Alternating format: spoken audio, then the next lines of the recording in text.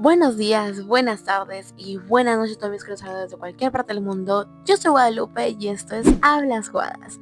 Y el día de hoy les traigo un nuevo video en este canal en donde vamos a estar hablando, renegando, cuestionando, analizando, reflexionando sobre el sistema educativo y más que todo sobre el llamado plan lector, hashtag pensamiento crítico.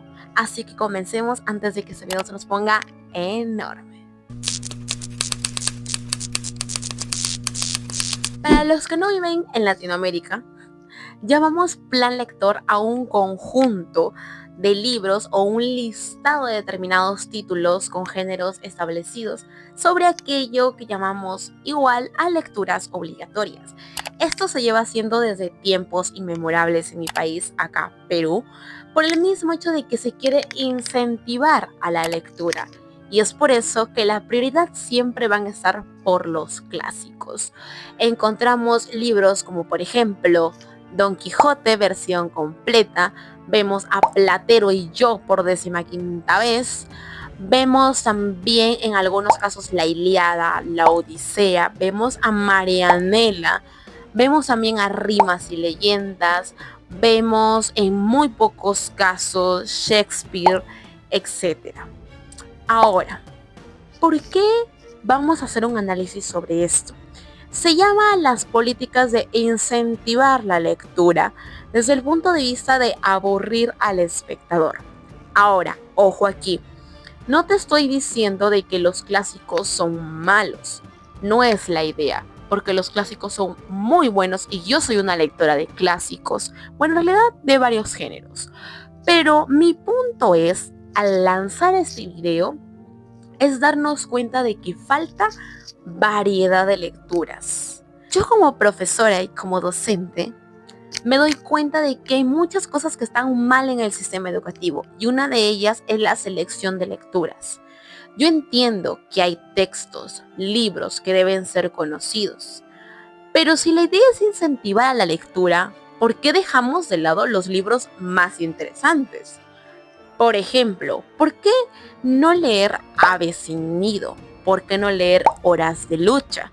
¿Por qué no leer temáticas políticas, sociales, feministas, económicas, etcétera? ¿Por qué no leer a Annie Ernaux? ¿Por qué no leer a José Saramago en las escuelas? ¿Por qué no leer a Isabel Allende?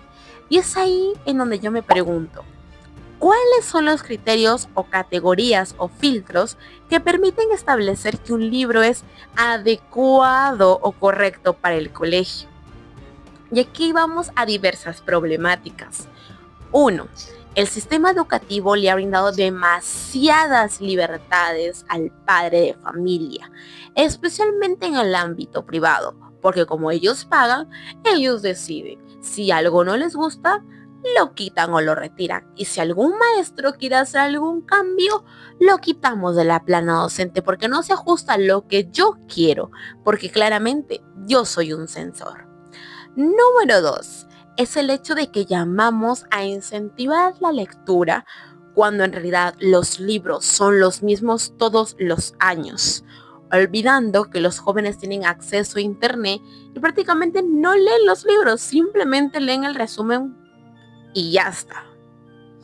Punto número 3 es el hecho de la falta de diversificación categórica por niveles. Por ejemplo, a los jóvenes se les dice, hay que leer el Don Quijote y te lo mando ahí, tú te lo traes, lo lees y tomo un examen, una práctica, tengo 80,000 trabajos, pero al final tú me lees el Don Quijote completo. Pero ¿por qué no pensamos de manera gradual el joven que no está adaptado a la lectura? Porque los jóvenes de ahora se aburren rápido, es la verdad, es la situación actual. Y no es que el mundo educativo no deba adaptarse, sino que debe darse cuenta que hay mejores formas de llegar al estudiante. Ahora, ¿por qué no empezar, por ejemplo, con lecturas como La Gitanilla, como Todas las Sangres? O en este caso, Los celos son el peor monstruo. Entonces nos damos cuenta que hay lecturas que se pueden hacer de manera más paulatina, corta, precisa, que permiten adentrarnos a una lectura mucho más compleja y más llevadera de cognitividad con respecto a la lectura del Don Quijote. Por ejemplo, ¿por qué no empezamos con los himnos homéricos o con la Patriarcomiomaquia antes de iniciar con la Odisea y la Ilíada? Ahora, esto también me lleva a otro punto. ¿Por qué siempre se lee la Odisea, la Ilíada, pero nadie se acuerda de la Eneida?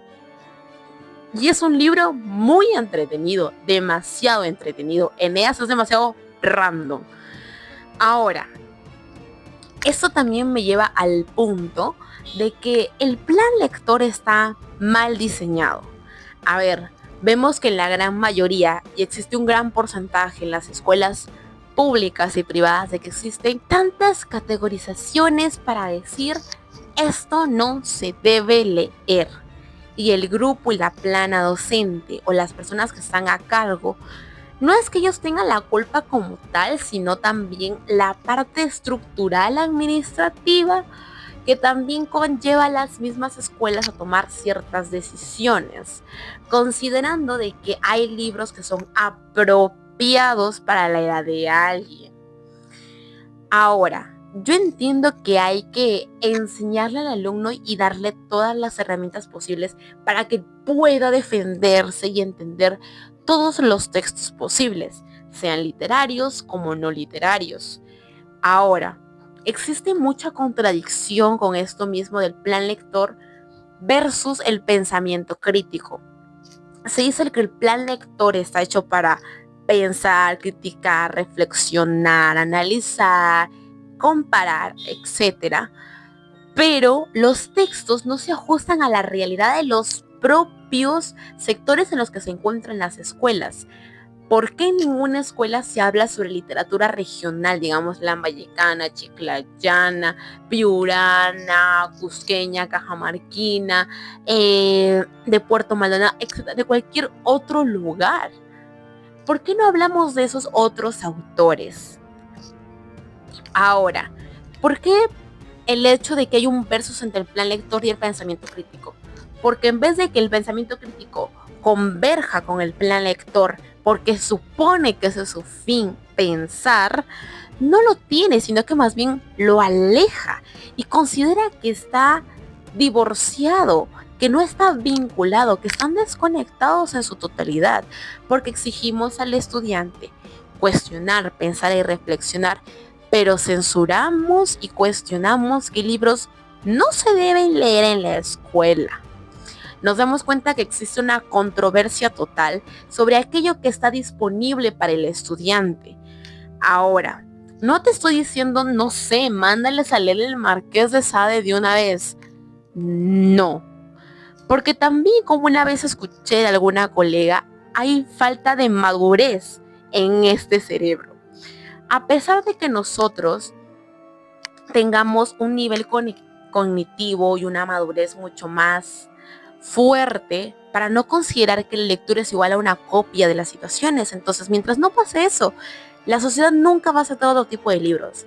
Pero si de alguna forma el docente no le justifica, ¿para qué me va a servir a mí que me lean Aves sin Nido, que me lean Líbranos del Mal, que me lean Ana Karenina, que me lean Crimen y Castigo, que me lean los libros de Oswaldo Reynoso, que me lean los libros de Han Kang, que me lean los libros de Isabel Allende sin repetir conductas?